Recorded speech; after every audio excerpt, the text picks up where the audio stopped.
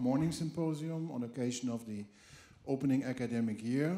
As every year, we like to focus on some themes that not only are talked about, that we then also, as a university, together with our partners, could bring further, implement. Last year we had the theme female careers, diversity, women in academia. That has resulted in some good ideas for a new modern diversity policy that we try to implement. And maybe also this year we get some good ideas to really implement how we could build communities further. Communities within the university, of course, but also the interaction with the community around us. And that's really the topic today. I'm very happy to welcome a number of panelists. Our mayor, Ms. Penta Starke, welcome.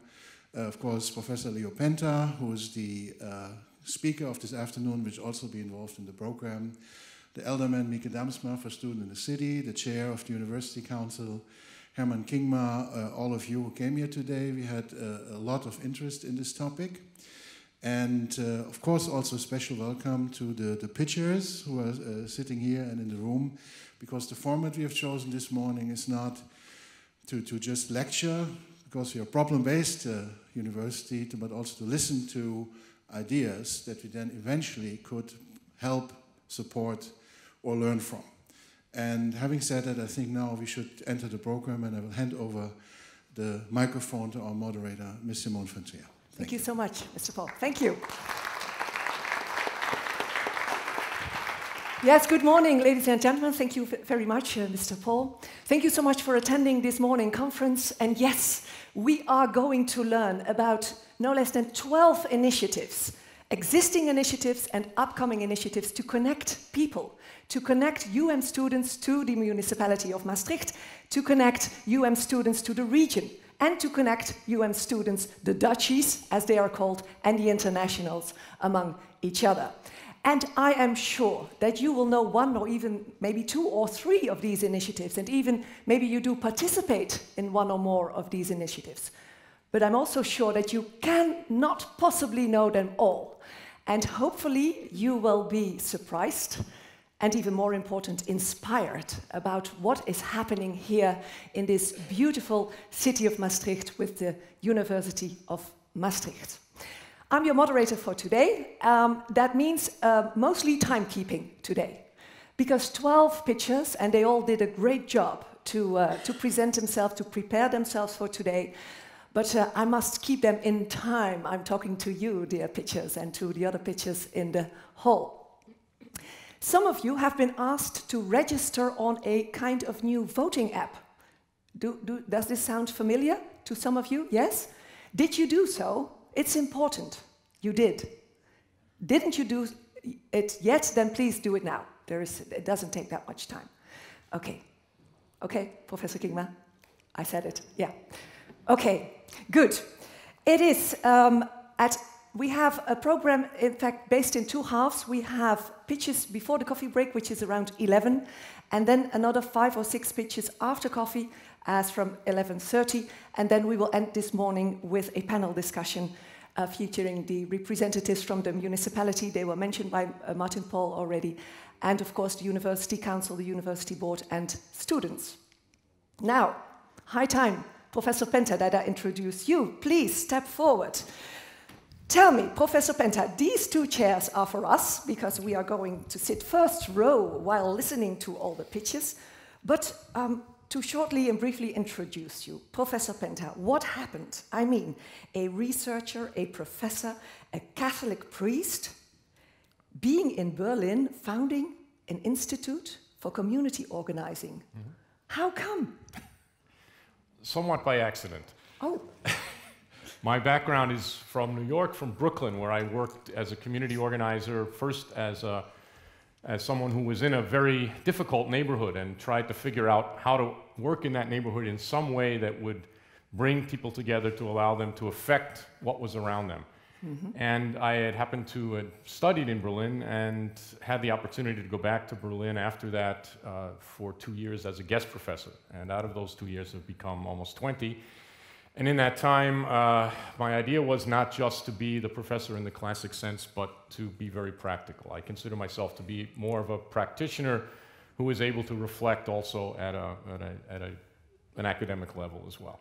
Wonderful. And now you founded that institute in Germany for community organizing, and you try to overview, well, a very broad-based community as in not only Berlin, but other German cities. But what does a community organizer exactly do?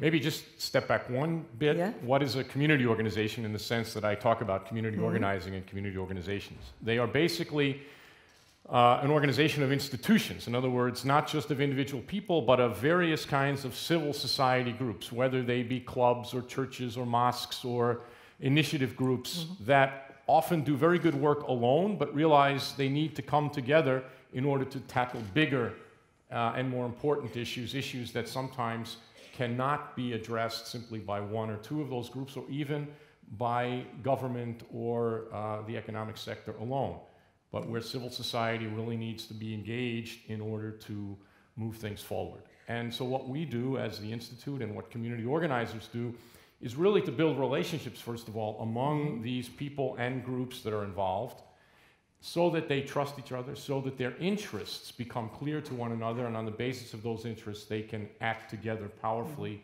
as a vis-a-vis, not as an opposition, but as a vis-a-vis, as a partner in new kinds of coalitions to develop things that didn't seem possible before. Brooklyn, when I worked there, was a devastated neighborhood, the parts that I worked in. It looked like a place after a war. There are now about 3,000 new single-family homes there that are affordable to people who are working poor. That came about because this community organization that still exists after 35 years figured out a way to do this that no one had thought of before, and brought together different partners in order to do that. Similarly, in Berlin, on another issue of locating and consolidating a university campus so that a neighborhood could be developed around that. Does it mean that community organizers mostly talk to people? That's the first thing they do, but that's not the only thing they do. They start by talking directly to people, but not about what they're interested in, but about to find out what these people themselves are interested in. What makes them tick? What motivates them? What is their anger, their vision? Why are they willing to get involved? What keeps them from getting involved?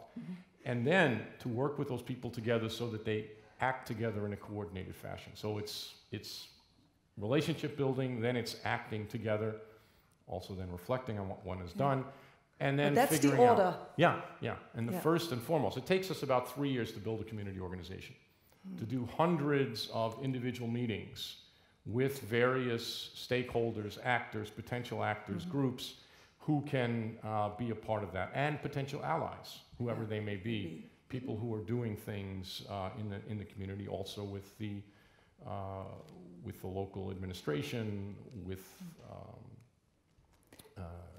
business people, etc. Everybody is needed on board to make it run up But and the organization is really civil society. And we say organize civil society separately so that it has a certain identity.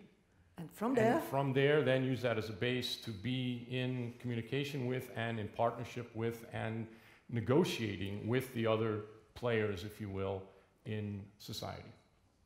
Are you looking as forward as we are doing to those initiatives presented now, shortly from here? Most definitely.